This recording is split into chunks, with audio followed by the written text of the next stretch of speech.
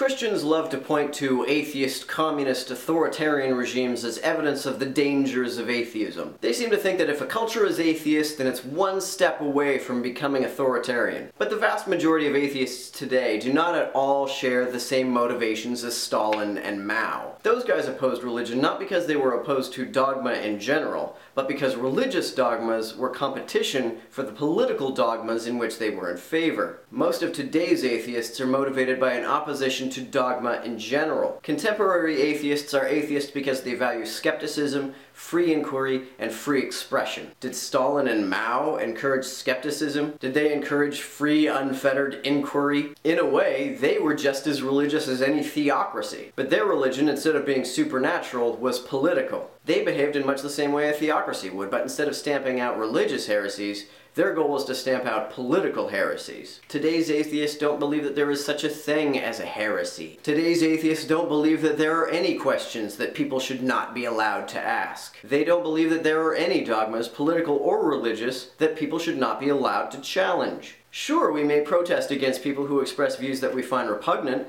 but we're not going to throw them in jail. We're not going to use the state to forbid them from saying what they want to say. Most contemporary atheists are atheists because they reject the restrictions on free expression and free inquiry placed upon them by both religion and authoritarianism.